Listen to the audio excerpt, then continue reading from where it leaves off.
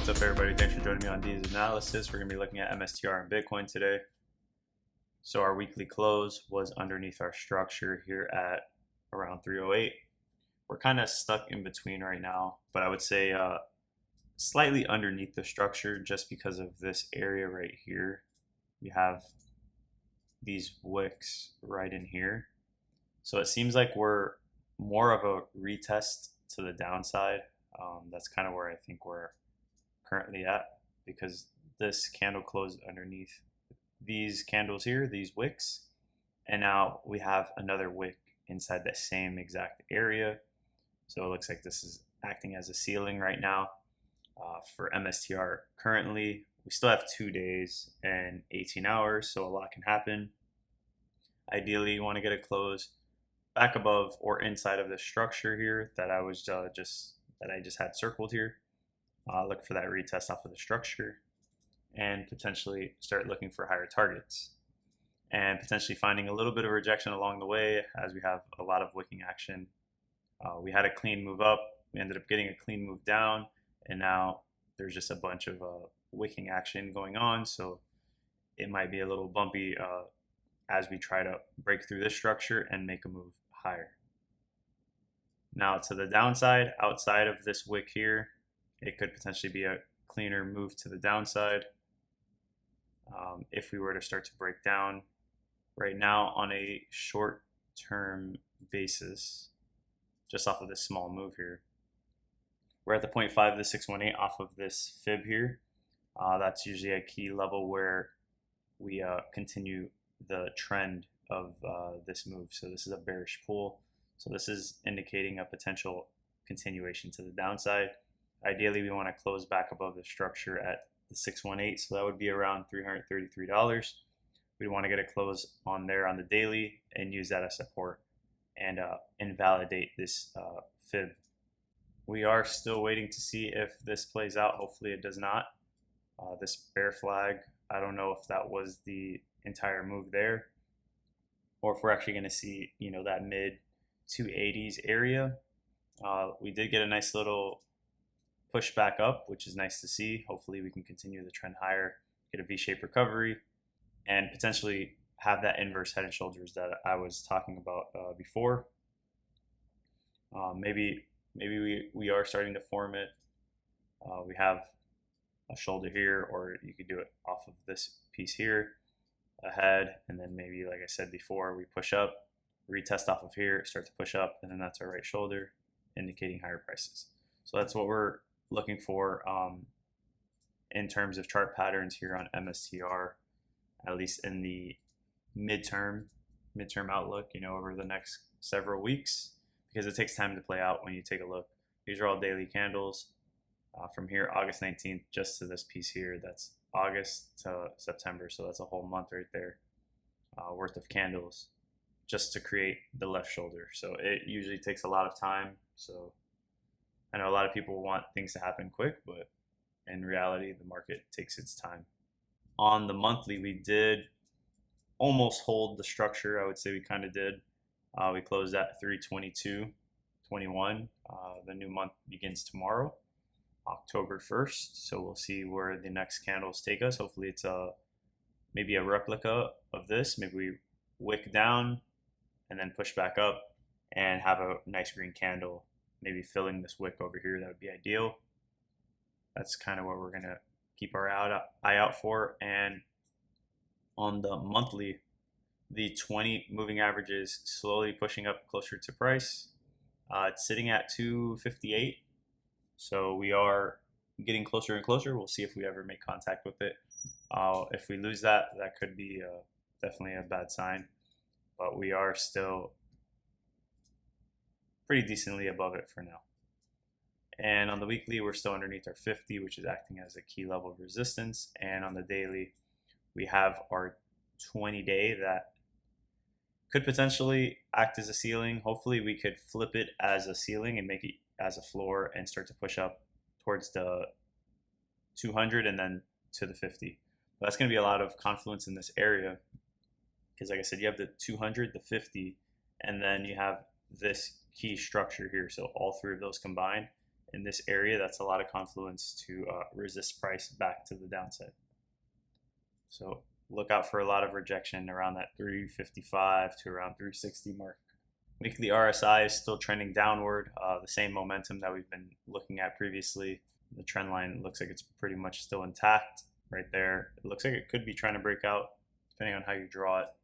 On the daily, we did break above our yellow moving average, which is a nice sign. Hopefully we use that as a floor off of this yellow moving average and start to push back to the 50 mark on the RSI, which is a neutral zone. And we can surpass that and break out to the overbought territory at 70.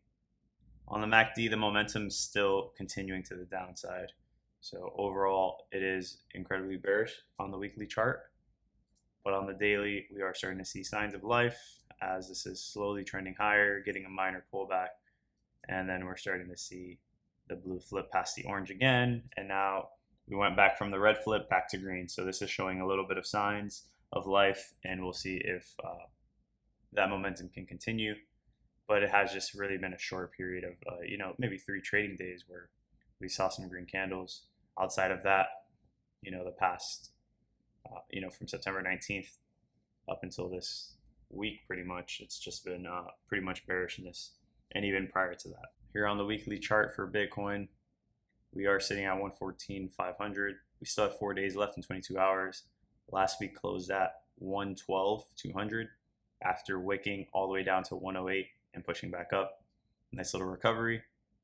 Ideally, this week we want to close at least 115.5 or ideally above 116.4 and hold above the structure, and then we can start playing with the top of this range and then eventually surpass that level there.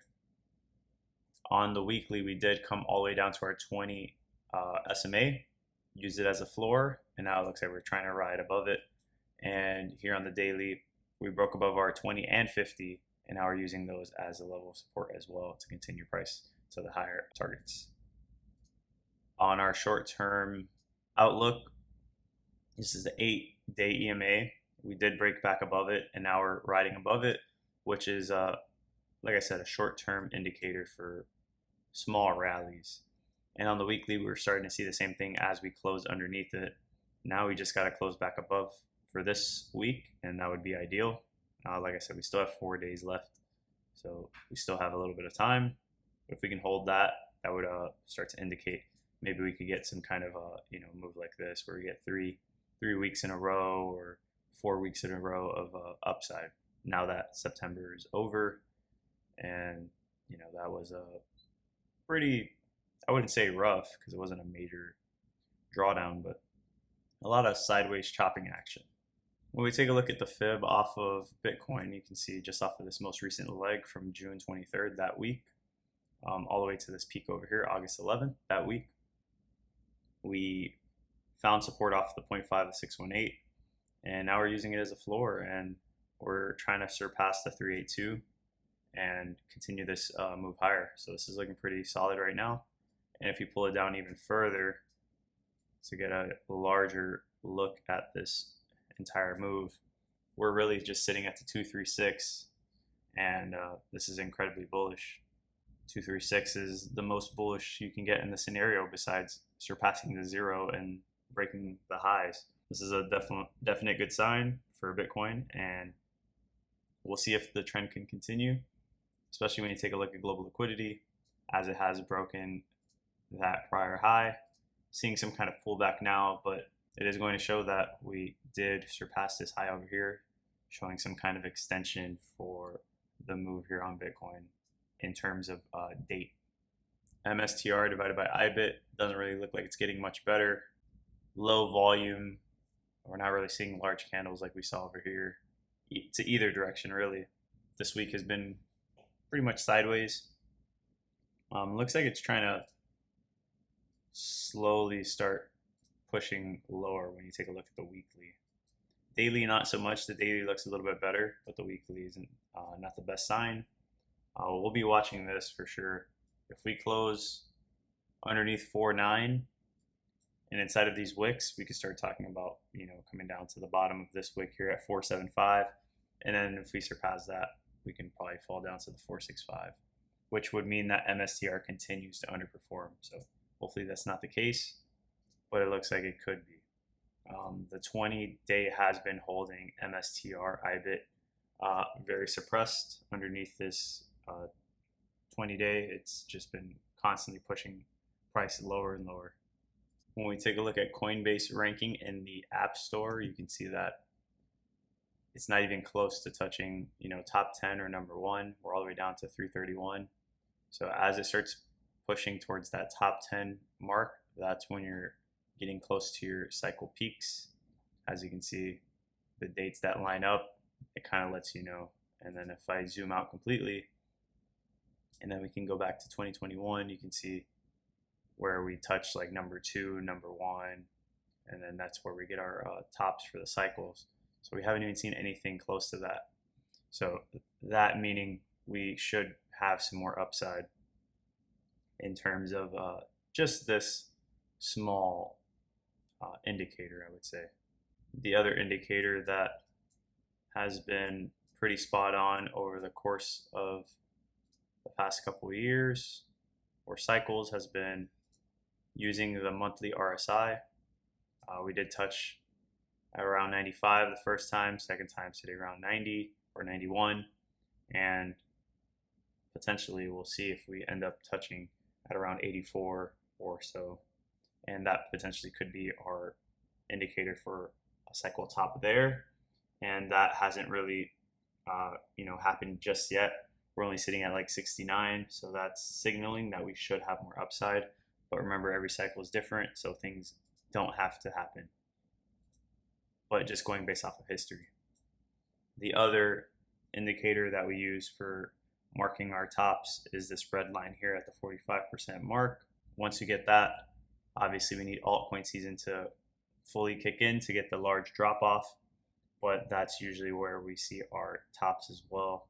As you can see, it did happen in that 2021 and 17 area. If we were to see that, then that's where we would more than likely see our top in terms of this indicator. Like I said, things can change. Every cycle is different. So this does not have to play out. But if history repeats, then it should come down to this target. So keep an eye out for that. Make sure you guys are watching these. Of course, I'll keep you guys updated. Make sure you drop a like, comment, and subscribe. I'll see you guys in the next one.